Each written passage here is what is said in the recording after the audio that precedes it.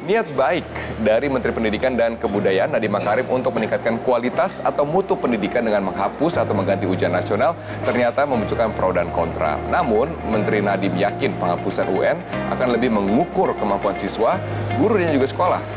Niat baik boleh saja, tapi apakah niat baik tersebut cocok dengan karakter Indonesia? Dan apakah benar langkah ini adalah langkah yang tepat untuk meningkatkan mutu pendidikan di Indonesia? Saya akan membahasnya bersama dengan dua narasumber. Yang pertama, pakar dan praktisi pendidikan, Mas Indra Karismiaji. Mas Indra, selamat pagi. Pagi, Mas Indra, apa kabar? Terima kasih. Baik, apa kabar, Mas? Terima kasih telah hadir bersama dengan saya di Selamat Pagi Indonesia. Dan juga perwakilan siswa dari Lab School Kebayoran, Budiman Prawiro Atmojo. Selamat pagi, Bud. Selamat pagi. Terima kasih telah hadir. Kamu saya undang ke sini karena Budiman ini adalah mantan ketua OSIS, betul ya? Iya, betul. Dan juga pada saat ujian nasional nanti dihapus, kamu udah nggak sekolah lagi kan? Iya, Jadi kamu nggak ada konflik kepentingan di sini, nggak ada konflik of interest. Kamu setuju tidak dengan wacana ini? Aku sendiri sangat setuju dan aku sangat mengapresiasi gebrakan dari Kemdikbud melalui program Merdeka Belajar. Ya. Karena saya sependapat dengan UN itu yang dirubah formatnya. Karena Kenapa? Apa yang salah dengan UN yang sekarang? yang selama ini memang dia sudah belakangan tahun ini tidak menjadi indikator untuk kelulusan. Indikator kelulusan adalah ujian praktik dan USBN. Ya. Tapi UN itu kan sekarang dijadikan barometer sebagai kualitas sekolah. Betul. Dan itu dikeluarkan melalui indeks integritas sekolah. Nah, sementara menurut saya UN itu justru tidak bisa merefleksikan hasil belajar siswa selama 3 tahun. Kenapa tidak? Itu kan ujian nasional. Itu kan soal-soal yang diujikan dengan proses belajar selama 1 tahun kan. Kenapa tidak bisa merefleksikan? Karena begini, kita belajar 3 tahun dan di tahun-tahun terakhir justru banyak yang les, banyak yang mendaftar bimbel yang justru mengulang materi pembelajaran dari tahun pertama. Justru menurut saya yang menjadi indikator dari kemampuan siswa belajar selama 3 tahun adalah tryout pertama kali dia tryout. Mungkin itu bisa menjadi indikator. Yeah. Karena memang betul-betul itu murni kemampuan siswa, belum melalui les atau bimbingan dan segala macam, dan belum melalui pendalaman materi. Oke. Mas Indra, setuju nggak dengan argumen siswa, Budi? Ya, pada dasarnya yang saya sering sampaikan, buat saya UN-nya Indonesia saat ini memang sebuah alat ukur seperti timbangan. Ya. Tapi timbangannya rusak. Kenapa Kan rusak? gitu. Karena mudah sekali dimanipulasi apa yang muncul di sana. Manipulasinya bisa manipulasi yang negatif, Ya. misalnya ada kebocoran. Kemudian bahkan saya dengar dari beberapa teman-teman mantan Indonesia mengajar di beberapa daerah terpencil itu yang mengerjakan UN adalah guru, bukan siswa, kan begitu. Sampai model-model yang manipulasi yang positif, misalnya menggunakan bimbel. Ya. Bimbel itu kan mendorong anak untuk belajar caranya mengerjakan tes. Ya. Tapi ilmunya nggak ada, kan gitu. Artinya tesnya angkanya bisa tinggi, tapi nggak menguasai ilmunya. Jadi kita lihat sekarang anak-anak pun merubah cara belajarnya. Era saya dulu yang namanya belajar itu baca buku. Era sekarang anak namanya belajar itu baca tes, baca soal. Jadi dihafalin soalnya. Itu kan sudah hal yang sudah melenceng dari. Tapi saya kurang paham nih, mengapa mengerjakan tes tidak dikatakan sebagai belajar ilmunya? Karena yang dilatih itu mengerjakan tesnya. Kan tes itu kan terdiri dari soal-soal. Kalau jadi gini, contoh yang paling gampang lah. Kalau mungkin ininya lebih saya dulu kuliah di Amerika Serikat. Ya. Salah satu persyaratan untuk diterima di perguruan tinggi Amerika Serikat itu TOEFL harus 500. Ya. Nah, yang saya lakukan adalah ikut bimbel TOEFL. Apa yang dilakukan dalam bimbel TOEFL? Terus di-drilling caranya ngerjain soal. Jadi kita membiasakan soalnya begini, jawabannya begini. Kemudian dikasih trik-triknya. Ya. Kalau soalnya begini, kamu bingung cari jawaban yang dari A, B, C, D yang kira-kira paling pas itu yang mana. Betul. Gitu. Akhirnya saya dites, Ya. TOEFL saya di atas 500, diterima di perguruan tinggi. Ya. Tapi hari pertama kuliah, dosennya ngomong apa saya nggak ngerti, saya ngomong apa dosennya nggak ngerti. Yang penting saya tahu cara kerjainnya. Jadi di atas kertas, Ya. kemampuan saya di atas 500, tapi di faktanya kemampuan saya jauh di bawah 500. Itulah kenapa TOEFL juga merubah kan dari paper base kemudian ke computer base, sekarang ke internet base karena ingin supaya tidak bisa diakali ini, supaya tidak bisa dimanipulasi. UN kita masih dengan mudahnya dimanipulasi. Betul. Nah sekarang salah satu alasan dari Menteri Nadiem adalah agar anak tuh tidak terlalu stres pada saat mengerjakan ujian nasional. Kemudian stres ini berdampak negatif kita lihat di berbagai daerah. Kamu sendiri stres banget dengan format seperti sekarang, standar seperti sekarang? Sebenarnya bukan stresnya yang menjadi ya stres itu merupakan masalah, tapi ketika terjadi kebocoran kan justru level soal dinaikkan supaya mencegah kebocoran. Itu sebenarnya tidak menyelesaikan masalah. Karena ketika kebocoran terjadi itu bukan karena mentalnya, tapi karena siswa belum paham terhadap materi yang akan diujikan. Oh, betul, berarti ini seperti yang dikatakan Mas Indra, ilmunya nggak dapat. Justru yang akhirnya di akhir tahun karena memang mendesak waktunya justru dikasih trik-trik bagaimana cara menjawab cepat. Itu sebenarnya. Itu kan gitu. Faktanya Proving the point. Faktanya seperti itu. Dan itu dari zaman saya sekolah sudah modelnya seperti itu. Jadi dari zaman Anas itu sudah seperti itu. Tapi apakah kemudian mengganti format dengan assessment kompetensi dan juga survei karakter? Ini jawabannya? Bisa menjadi jawaban tapi tidak cukup kalau hanya itu. Karena begini loh, kita bicara evaluasi itu kan berdasarkan proses. Ya. Nah kalau hanya evaluasinya yang dirubah tapi prosesnya tetap sama, nggak akan ada perubahan. Gitu. Jadi kita bicara solusi pendidikan itu harusnya yang holistik dari hulu ke hilir. Gitu. Jadi kita harus lihat dulu pertama kita mau mencapai apa sih, kompetensi apa yang dibutuhkan anak-anak sekarang. Kompetensi apa yang dibutuhkan menurut Mas Indra? Yang paling penting adalah kenapa Mas Nadiem ini dipilih oleh Pak Jokowi. Karena memang di era 4.0 ini kita butuh Nadiem Makarim baru. Betul. Kita butuh anak-anak yang menjadi pencipta, bukan pekerja. Ya. Nah, itulah kurang lebih bentuk yang dihasilkan. Dan nggak harus Gojek, tapi bisa berbagai macam ciptaan pekerja. Betul. Karena ada kajian yang mengatakan 65% dari anak yang sekarang duduk di bangku SD nantinya akan bekerja di bidang yang hari ini bidangnya aja belum ada. Betul. Jadi kondisi itu yang membuat kita harus mencetak pencipta-pencipta baru, ya kan? Nah itu arahnya ke sana. Betul. Nah sekarang kita lihat UN yang diganti asesmen kompetensi minimal ini, apakah akan mengarah untuk mendorong anak menjadi pencipta? Betul. Kalau iya, berarti jawabannya iya.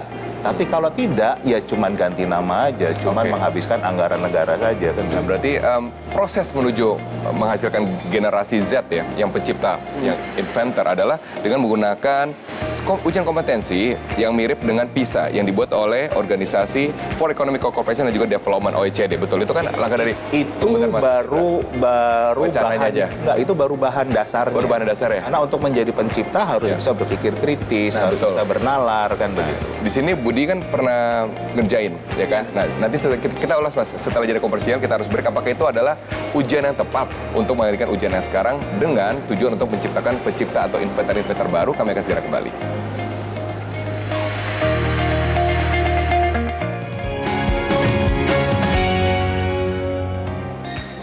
Sekarang menjadi pertanyaan masyarakat adalah nanti ujian nasional diganti menjadi bentuknya seperti apa? Saya kutip dari pernyataan dari Menteri Nadiem bahwa nantinya ujian kompetensi yang akan menggantikan ujian nasional mirip dengan the Program for International Student Assessment atau PISA yang dibuat oleh Organization for Economic Cooperation dan juga Development atau OECD. Kamu di sini pernah ngerjain soal ini kan? Pernah, di tahun 2018. 2018. Tujuannya untuk apa? Tujuannya memang OECD itu untuk mengukur kualitas pendidikan di seluruh dunia waktu itu. Oke, kamu ini berarti voluntarily ngerjain atau kamu ditunjuk untuk mengerjakan atau? Untuk Indonesia ditunjuk untuk mengerjakan soal PISA itu sebagai survei. Bagaimana mutu pendidikan di dunia diukur lewat sini? Soalnya gimana? Dan soalnya itu lebih kepada penalaran yang disampaikan Mas Nadiem pada saat pidatonya mengenai Merdeka Belajar. Ada kemampuan logika, penalaran, numerik, ada 3 kalau nggak salah. Dan soalnya itu memang kualitas-kualitas soal itu dibutuhkan untuk di masa depan. Kita bandingkanlah dengan UN yang misalnya pelajaran matematika, bahasa Indonesia, bahasa Inggris, IPA dan lain sebagainya. Itu memang ilmu yang perlu, tapi tidak semua siswa bisa memahami itu. Sementara kompetensi yang dibangun untuk PISA adalah kemampuan bernalar, kemampuan berlogika, kemampuan numerik. Nah, itu yang dibutuhkan untuk masa depan. Bayangkan saja teman-teman yang misalnya suka seni, atau misalnya teman-teman yang tidak menyukai bidang-bidang IPS atau tidak menyukai IPA, dia harus mengerjakan soal IPS. Tidak suka tentang tidak suka IPA dia harus mengerjakan IPA, tidak suka IPA sementara dia harus mengerjakan IPA. Iya. Nah itu yang justru menurut saya gebrakan Mas Nadiem Makarim itu sangat luar biasa. Berarti kamu susah tidak menurut standar kamu? Susah tidak soal ini? Soal itu soal yang susah Susah karena mungkin tidak terbiasa karena gitu kan? tidak terbiasa. Oke. Setuju Mas? Ya, itu faktanya yang menunjukkan betapa terbelakangnya sistem pendidikan negara. Terbelakangnya? Oh iya, karena negara lain itu sudah menyadari sekarang itu udah ada Google. Iya. Nggak usah dihafalin kan gitu loh. Kalau dulu era saya harus menghafalkan materi karena nggak ada cara lain Iya. kan gitu. Untuk bukunya kita nggak punya, internet belum ada, harus dihafalkan. Dan itulah yang menjadi standar. Iya. Orang yang bisa menghafalkan banyak, Iya. artinya orang yang punya ilmu banyak. Iya. Eranya sudah sangat berubah. Era sekarang adalah menalar. Bagaimana memanfaatkan informasi yang ada di Google itu kan gitu Iya. loh untuk masa depan, untuk mencipta, untuk memecahkan masalah kan gitu. Nah, kitanya masih berkutat di pola masih Yang lama. menghafal. Oke, berarti gini, lebih kepada bernalar dan juga berlogika pada kurikulum. Itu saya setuju. Tapi apakah cocok dengan yang Indonesia butuhkan? Ya, ini Kita lihat faktor demografi, kita lihat faktor multikultural yang ada di sini, cocok tidak?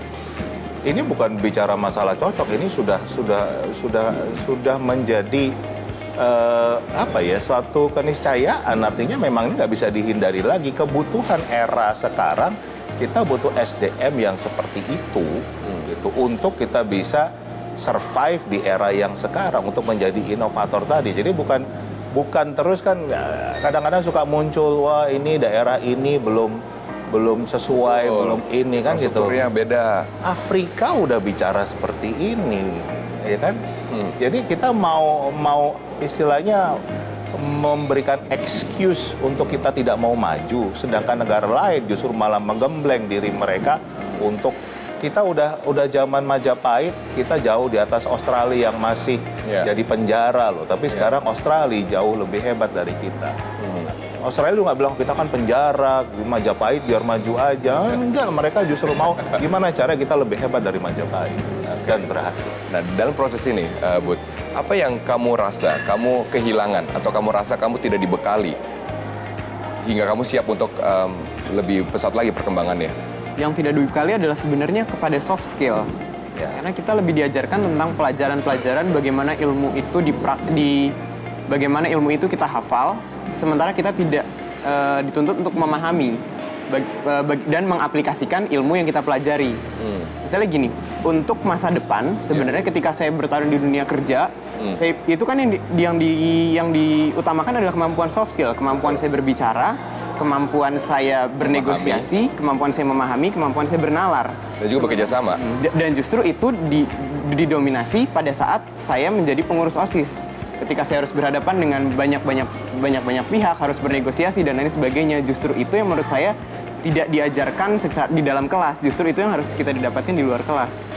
Ini calon pemimpin masa depan. Betul. Amin. Amin. Jarang sekali kita yang tua aja nggak bisa ngomong yang begini kan gitu. Bisa paham yang namanya soft skills. Itu orang pendidikan banyak yang nggak ngerti soft skills itu apaan kan gitu. Ini fakta yang dibutuhkan era sekarang. Kita butuh zaman sekarang itu nggak penting ilmunya. Mas Nadiem sendiri kan selalu bicara konten itu udah nggak relevan lagi. Konten itu nggak buka Google ada. Tapi bagaimana kita berpikir kritis? Konten mana yang hoax, konten mana yang benar, konten mana yang setengah benar. Itu kan berpikir kritis. Kemudian kita bisa kreatif nggak? Kalau dari Sabang sampai Merauke gambar pemandangan masih gunung dua, jangan ngomong kreatif kan begitu. Ya kan? Bisa kolaborasi nggak? Bangsa Indonesia ini ternyata kesulitan untuk berkolaborasi. Nggak bisa kita kerjasama, walaupun kita punya persatuan Indonesia. Itu dasarnya pendidikan. Oh iya. Dasarnya geografi, bukan dasarnya multikultural. Kita itu dari SD udah diajarin, kita dijajah Belanda karena politiknya divide impera. Udah 70 tahun merdeka, divide impera bisa dipakai kok, apa itu disebut kita cerdas. Oke, Mas Indra, pertanyaan dari saya. Siapa yang ngajar nanti? Apakah pengajarnya siap dengan pengajaran yang bermodel baru seperti ini? Nah, itulah yang saya agak kaget dengan kebijakan barunya Mas Menteri ini. Ya. Karena kalau kita bicara dimanapun program pembangunan SDM itu selalu dimulai dengan ujung tombaknya, yaitu guru. Tadi saya katakan, ini yang dibicarakan adalah evaluasinya, tapi kok prosesnya tidak disebutkan begitu. Iya. Nah, jadi saya agak takut ini kan dengan program beliau ini yang tidak menyebutkan sama sekali di dalam konsepnya ya, walaupun kemarin disebut di dalam rapat dengan DPR, tapi harusnya itu yang betul-betul dikuatkan adalah gurunya. Jadi gini, soal PISA yang Budiman lakukan, Ya. kalau itu kita berikan kepada guru-guru kita, Bisa nggak? saya yakin nggak ada bisa juga. Berarti gurunya harus bisa dulu sebelum muridnya bisa, kan seperti itu? Ya harusnya begitu. Berarti langkahnya selanjutnya seperti itu ya, Nah, Mas, jadi dalam kalau 2 tahun saya memang harusnya menguatkan dulu ke gurunya. Iya. Jangan menguatkan dulu ke ujungnya evaluasinya. Ini Iya. evaluasi kita bikin keren, ya kan? Iya. Ferrari nih kita siapkan, tapi gurunya nggak bisa nyetir. Betul. Apa gunanya kita punya Ferrari? Kan Iya, gitu. iya. Jadi bukan senjatanya, bukan Betul. gunnya, tapi man behind the gun kan yang Betul. selalu itu. Manusianya Michael Schumacher-nya gitu kan, Mas ya? gitu loh. Selalu fokusnya di manusianya, bukan bendanya, bukan alatnya, bukan toolsnya. Ya. Itu yang belum tersebut oleh Betul. Mas Menteri. Tapi sekarang deadline kan sudah ada, 2020 ujian nasional format ini terakhir, 2021 format baru. Dalam 2 tahun ini transisi ntar kita lihat gimana. Pasti nanti sering main kesini lagi, Mas ya, akan kita pantau terus hal ini. Thank you so much, Mas Indra Karismiaji. Terima kasih, Budiman. Semoga kamu juga, saya nantikan 10 tahun lagi ya menjadi pemimpin Dan Indonesia. juga teman-teman saya yang lainnya. Dan juga teman-teman yang lain. Thank you so much sudah bergabung bersama dengan saya. Tetaplah bersama kami akan segera kembali. Kami akan hadirkan informasi Maria Lizia dengan sajian kuliner bersama dengan Ibu Siska Suitomo.